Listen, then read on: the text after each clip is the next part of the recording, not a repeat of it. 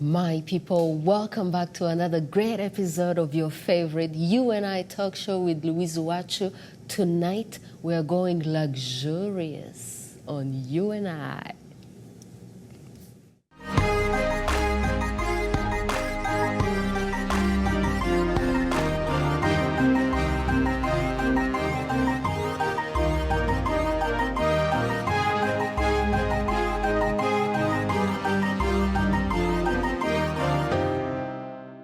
All right, my people, we're here with Frances HUI. Frances HUI, thank you so much for being here. Well, thanks for inviting me. Am I saying your name right? I say HUI, but HUI. HUI a lot of times. Okay. It's okay. It's all good. Nice. Frances, you're looking so great. Oh, thank you. So do you. I think thank you. You're representing what you do. You have FHS event and you're a lifestyle director, a brand ambassador. Like, what exactly is that about? Well, I'm a social and digital influencer, and really it comes down to, I guess, my personal style and my values, my principle, my integrity. I never planned to be in sales and marketing, which is kind of what I do. I'm a social and digital influencer, but basically, I just, I live my life being myself and try to find the best products and services, events, things to do, people. And I'm just sharing my knowledge and experience with, my friends and, fans, followers, or whoever's, interested in what I have to say. Yeah. And so so when I say lifestyle director, I'm basically seeing what can I do to add value to your life by giving you suggestions or recommendations or referrals to, like I said, products and services and special events. Yes. Whatever you might need to sort of make your life better or make you a better person. I also talk about seminars or conferences or workshops and things like that. And to sort of live your best life and be a better person. And when I say, so that's like lifestyle, it's kind of like directing your lifestyle. So that's why I say lifestyle director. I thought I wanted to be a little bit different with these roles or titles that people use. And then as a brand ambassador, that what it means is kind of like whatever I'm promoting, I'm kind of like a sort of spokesmodel or spokesperson for it. But at the same time, whether I'm doing it for business or not, it's how I live my life. So I'm not going to promote something just because someone's offering to pay me money to do that. For me, it has to meet certain standards and tastes that I have personally, and that I've personally experienced, or maybe I've gotten to know the people or the organization.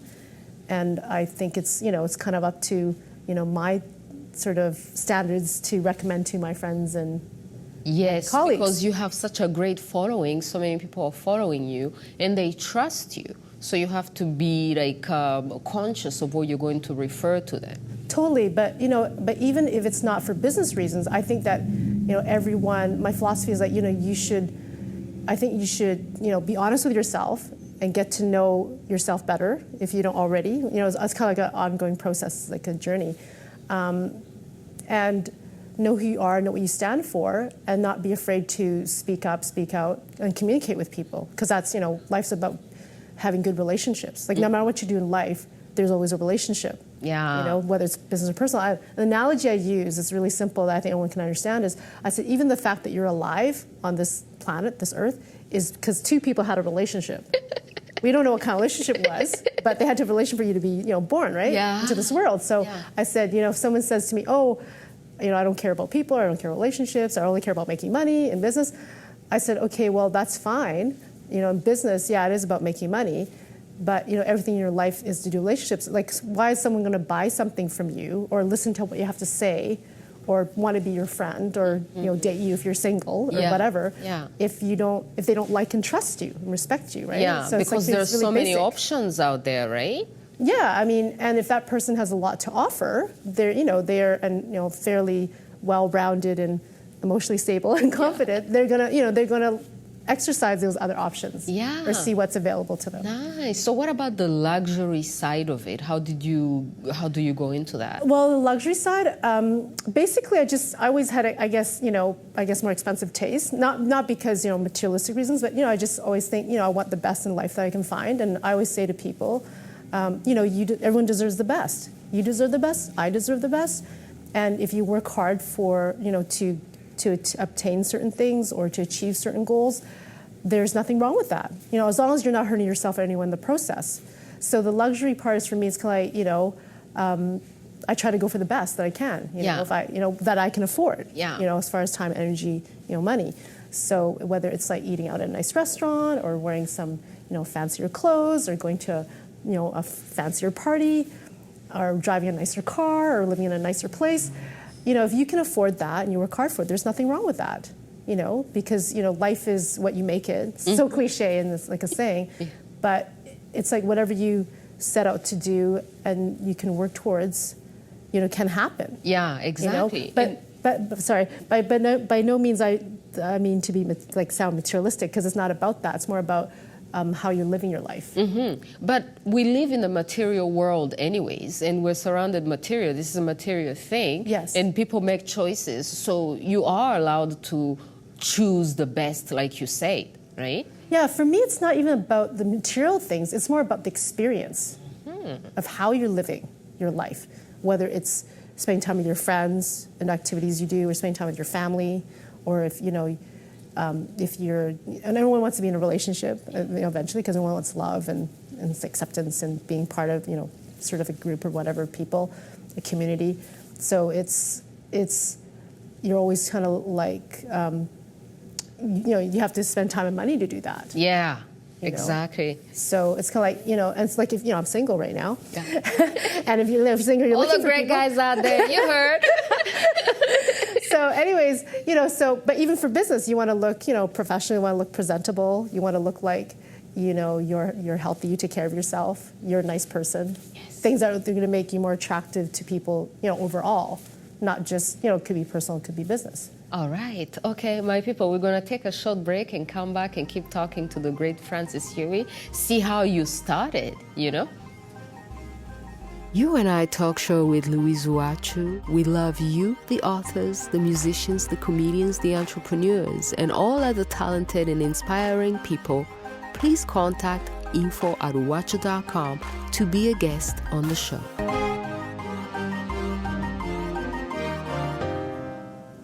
All right, my people, we're here with Francis HUI. So how did you get started in this, and what pushed you? Like, what was the driving thing? Was there somebody out there that you saw doing this and you were like, oh, I want to be like that person? No, it's actually, it's funny. It's actually, it was never really a plan, actually.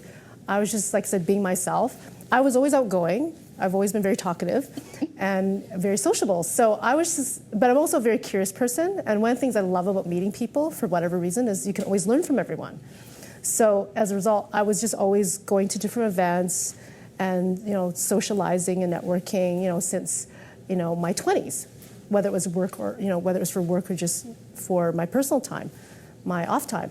But on top of that, I've always been more of kind of a leader than a follower kind of personality. So, and everyone's the same, like from a psychological standpoint, human nature, like whatever you do, you want your friends to do too, right? Because everyone wants, their friends to do with their friends, or want their friends to join in. So because I'm very talkative and I was very well informed, I would just see, hey, what's happening in town? And I would always read, because I'm kind of a geek, but then always, I wasn't, when I was younger, I was in school, so it wasn't like there's lots of extra money. So I'm looking for, okay, what's a good event? I want to go to some good quality events, meet some quality people, but I don't have a lot of money. But, can I do that? So I did some research, local publications and, like community calendar, event listings.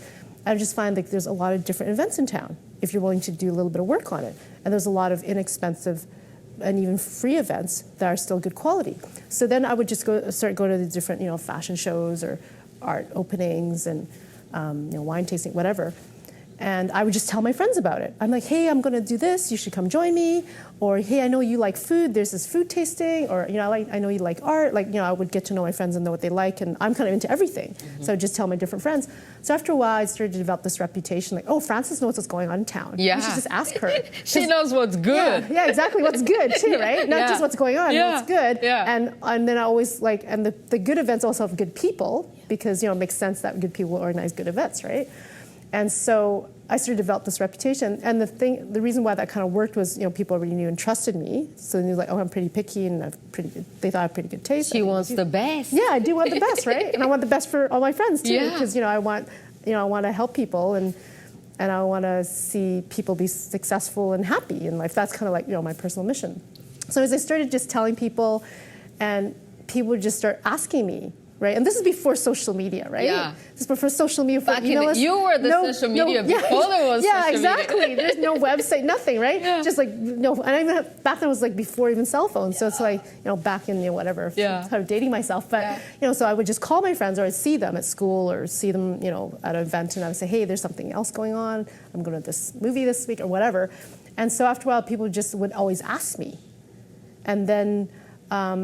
become like a reference. Yeah, totally, like a reference. I was like, I was kind of like info central, I'm like the go-to girl. Yeah. And so, and then also people are a little bit, in a way, it's a path of least resistance. It's like, well, I don't have to do the research. France has already done the research. Let's just ask her, right?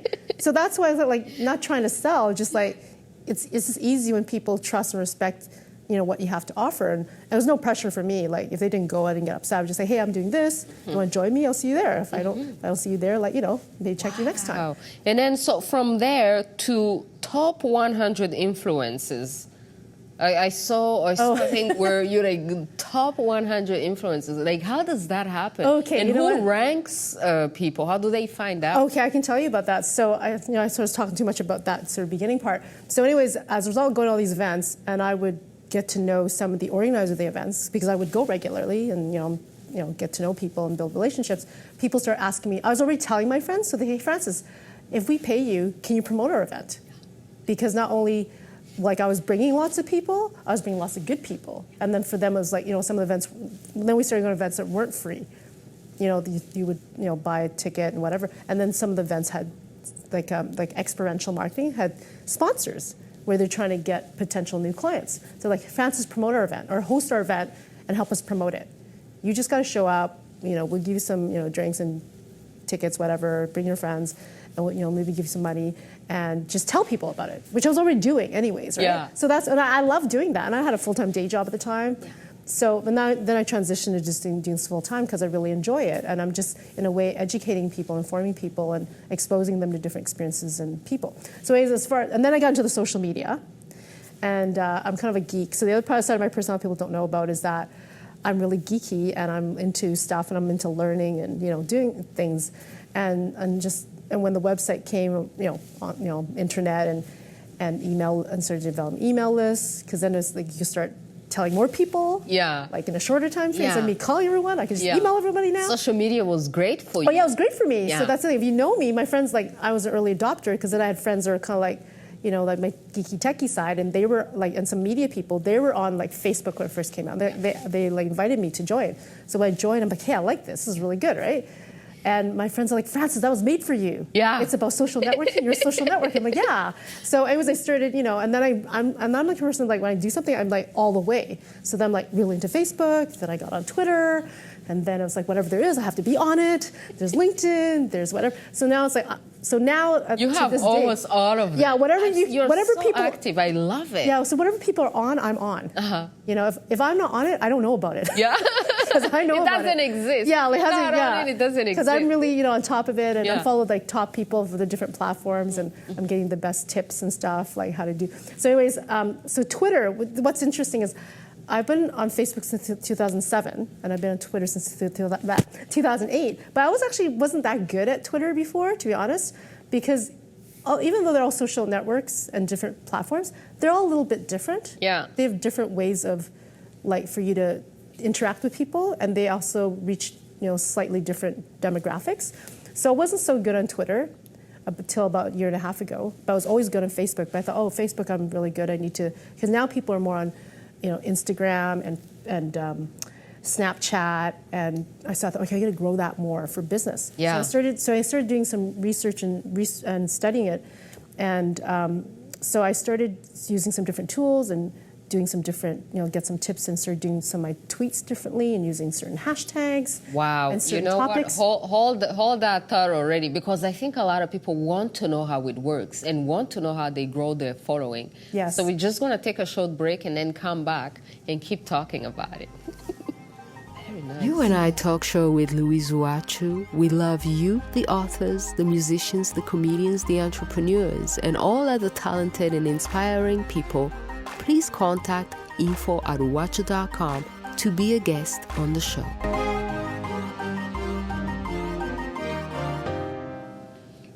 UWACU, my people, we're back with a top influencer. So yeah, we were talking, how did you eventually grow into the top 100 influencer then?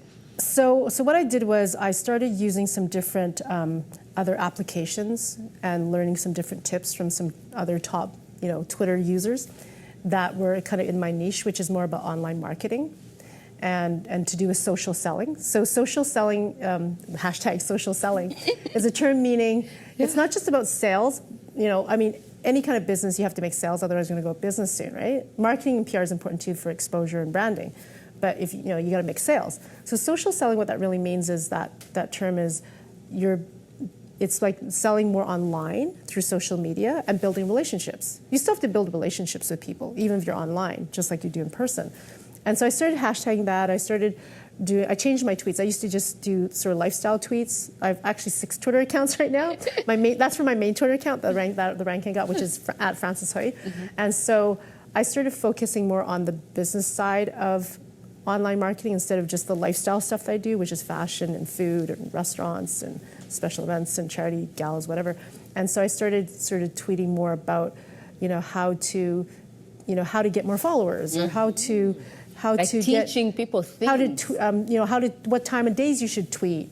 More teaching about that, how to use social media better, how to build those relationships better online through the different platforms. So as a result, I was using certain hashtags, which I discovered really help the people that are not already following you, if they're looking for certain topics, like, hey, I want to look and see if somebody's tweeting about food. Yeah. So maybe you would hashtag food, right? Or I want to see if somebody's is a model. I want to check all the models on Twitter. And maybe, they would search model in the search. So I started using social selling a lot and a lot of terms to do with online marketing. Yeah.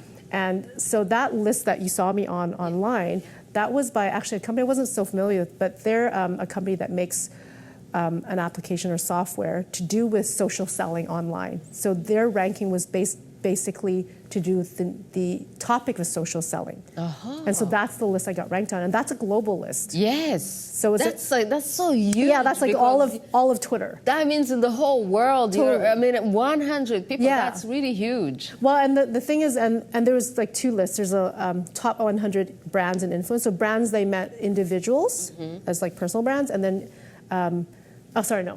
influencers are individual, and brands to do with an organization or a company. And the interesting thing was I only switched to focusing on the topic of social selling in the last 6 months. Up until a year ago, I was just doing more, and then I started switching. I was tweeting a lot. I had a lot of followers. I was building the followers, but not on that topic. So when I got, and I actually. The ranking, actually, I found it by accident. Yeah. They didn't even tell me. So I was going to ask you, how do you even find out about this? A good friend of mine in Vancouver, he's on the list, and he posted on his Facebook. So I went and looked, and we're Facebook friends. So I liked his post and congratulated. So I went and I was like, oh, who else should I follow on there? Maybe I can get some ideas, or who's on this list. So I went and looked at the list, read the article, and then when I got down to a certain number, I'm like, hey, that's me. I was kind of in shock. I was like, wow, really? I think I'm pretty good at what I do. I'm like, wow, I got really good. Yeah. But then honestly, somebody else is noticing. Yeah, and I thought, you know what? I didn't spend that long to talk about this topic. It was just the last 6 months, under a year. And then I was like, I felt really more inspired. Yeah. And I thought it was validation, okay, I do know what I'm doing. Sometimes, you have this goal and you try to, go for it and you try to work towards it. But you don't really know sometimes until you don't know how well you're doing. Yeah, you don't know how well. Until other people, Exactly. You don't know if you're doing well or you're not doing well. It's going to be successful. You're going to fail. Yeah. So I thought, okay, I'm pretty good, but I'm like, oh, I'm really good. I actually know what I'm doing for this thing, right?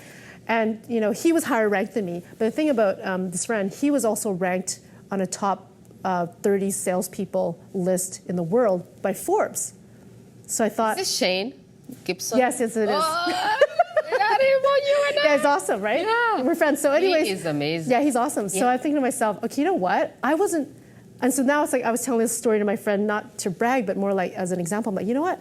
Sometimes you think you don't know if you know what you're doing, but then there's validation. I said, I wasn't trying to make a list. I was just trying to switch the topics and get more followers and get more tweets and tweets, whatever. But now I'm like, hey, I know what I'm doing. Yeah. But now I'm like, hey, I'm on this list. I want to be like Shane. I want to be on a Forbes list. I want to be an Inc.com list or entrepreneur. I'm like, okay, now I'm thinking bigger. Now you're inspired to go bigger because this is such a boost, right? Totally. So I'm like, you know what? It's like, and that's the thing. Sometimes, not that we should care what everyone thinks about us, but when it's like industry related, and there's other people that are your peers, your other peers, your other business people recognizing that you got totally skills. Like I'm in really good company. That list, like that particular list that you're mentioning, that I'm kind of like, and then, of course after I'm like telling everybody, like, hey, I want this list. And so I thought, okay, you know what? I want to be like Shane. I want to be on a bigger list. And now, like, I just keep doing it. And I'm tweaking stuff. And then I got ranked on this other list, but I haven't been posting as much because it's like a local list. So I'm on this top 100 Vancouver list. Yes. And that's just based on number of retweets. This is amazing. So on the global list and on the Vancouver list. Yeah, so I'm pretty good at Twitter now. Last year was not good, didn't really know. And now I'm like, okay, I'm good. I could teach you how to grow your following on Twitter. Nice. All and get people to notice you. Okay, so we're going to take a short break and come back and keep talking about it. UNI Talk Show with Louise UWACU. We love you, the authors, the musicians, the comedians, the entrepreneurs, and all other talented and inspiring people. Please contact info@uwacu.com to be a guest on the show. My people, we're back with Francis HUI. So inspiring. So I saw something on your website that's captivating. You say you grew up on fairy tales and you believe in happy endings. What's that about? You grew up here, right? Yes, I grew up in Vancouver. So what kind of fairy tales were they telling? Well, you know, like Grimm's, like Grimm's. Like if you grew up in North America, it's like Grimm's fairy tales. You know, like like Little Red Riding Hood, or Hans Christian Andersen ones too. Like, oh my goodness, I can't remember all of them right now. So do you see your life as a fairy tale, and like, are you writing it? Where do you want it to go? Where do you want this fairy tale to go? Well, when I say I grew up on fairy tales and that I believe in happy endings, what I mean by that is, like, I'm a very optimistic person. And sometimes, we're not perfect. The world's not perfect. We fail. We get mad. Maybe we don't do well sometimes. There's bad things that happen in the world. There's war. There's famine. There's murder. There's all these kind of things, right? And sometimes we have self-doubt for ourselves about an insecurity about what we can do, and if we do make a difference in the world, or what am I doing in my life? Do I know what I'm doing?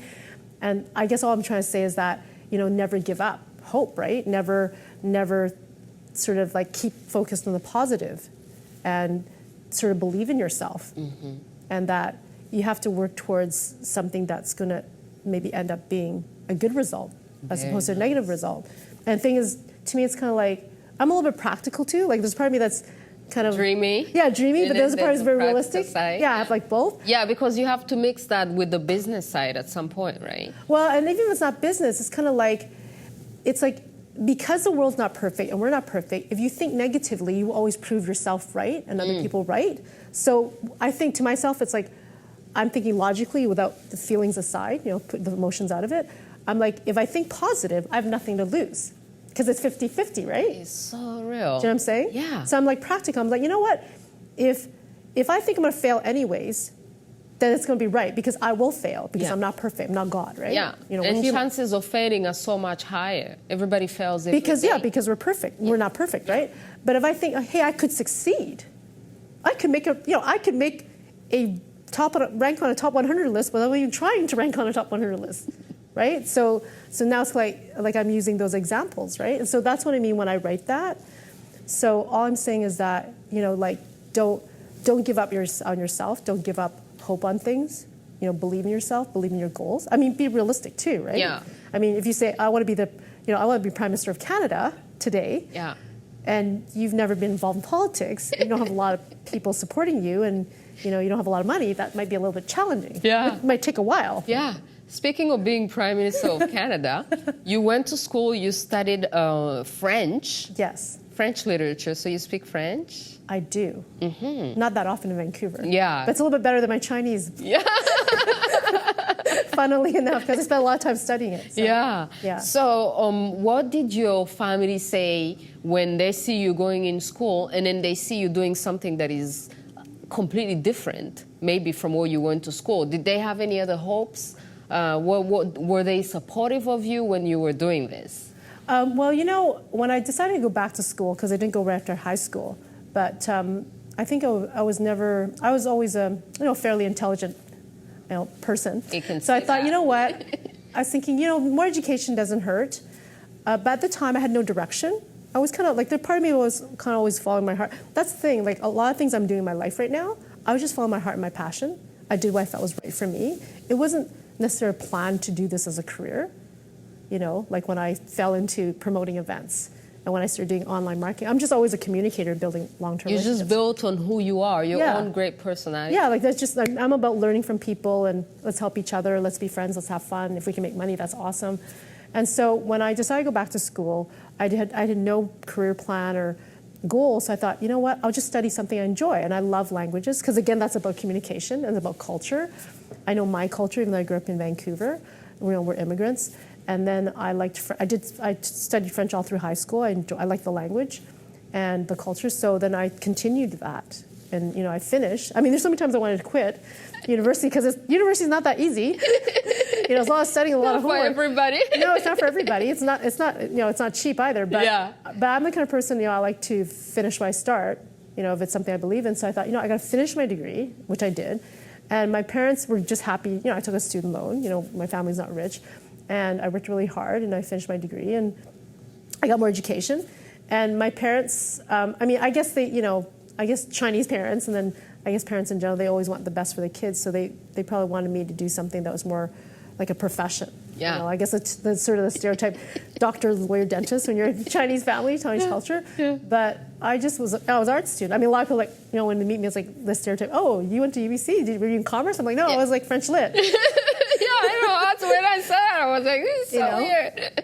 So, but I think ultimately my parents, I think as long as we're happy and we can financially support ourselves, then they're happy for us. All right. But, they always want more, right? I think that's a great way to end it. I think, like they say, my people, success is when you get paid to do what you love and how you are naturally. And I think you're a successful person because you're just being you naturally, and you're using your natural skills to do your business. And the show is coming to an end. Any last word, one word that you want to say before we go?